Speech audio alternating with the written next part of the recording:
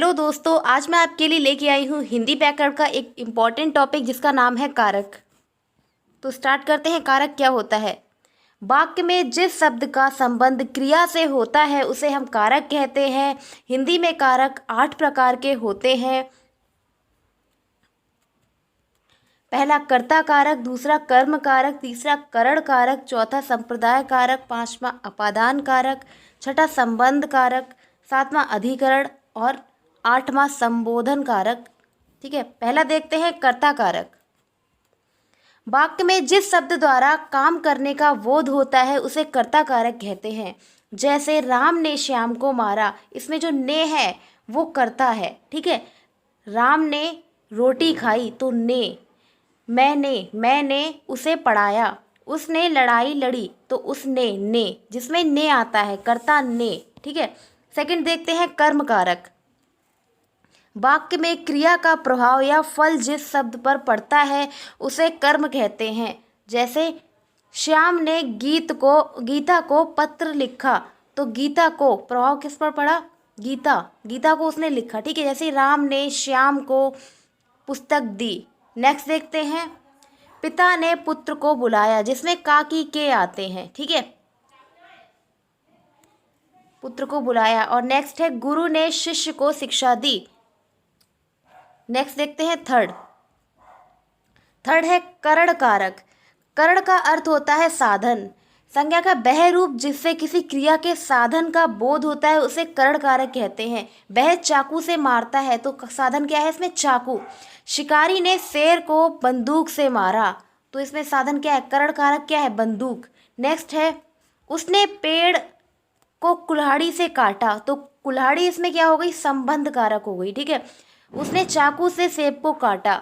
जब कोई साधन किसी चीज का उपयोग करते हैं तो उसे हम संबंध कारक कहते हैं। नेक्स्ट देखते हैं चौथा संप्रदाय कारक। जिसके लिए कुछ किया जाए या जिसको कुछ दिया जाए उसका बोध कराने वाले शब्द को संप्रदाय कारक कहते हैं। जैसे उसने विद्यार्थी को पुस्तक दी, संप्रदाय में का की के रारी रे होता है। ठीक है, उसने लड़के को मिठाई दी, वह मुझको रुपए दे रहा था। नेक्स्ट है माँ ने बच्चे के लिए खिलौने खरीदे।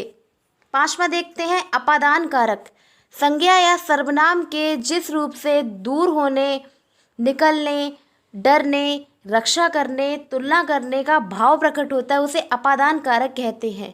ठीक है, नेक्स्ट इसके जैसे हिमालय से गंगा निकलती है, वह छत से कूद रहा है तो जिसमें सा आता है से। ठीक है, वह नदी से पानी ला रहा है, वह बाजार से सब्जी ला रहा है तो ये क्या हो गया? ये हो गया अपादान कारक। नेक्स्ट देखते हैं छठा संबंध कारक। संज्ञा या सर्वनाम के जिस रूप से किसी अन्य शब्द के साथ संबंध या लगाव प्रतीत होता है उसे हम संबंध कारक कहते हैं। जैसे अनीता सुरेश की बहन है तो जिसमें का की के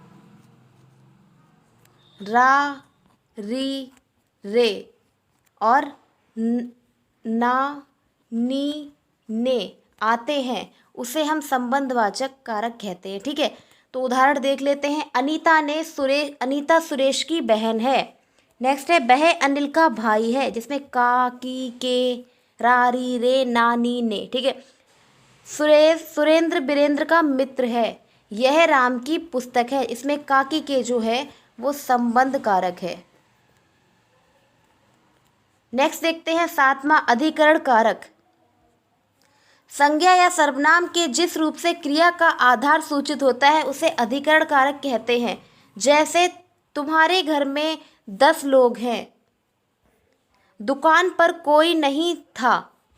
ठीक है, पर और में आता है जिसमें तो उसे अधिकरण कारक कहते हैं। नेक्स्ट है उमेश लखनऊ में पढ़ता है, पुस्तक मेज पर पड़ी है या फिर मेज पर है तो पर, ठीक समय पर आ जाता है। ठीक है, आ जाना। आठवां है संबोधन कारक।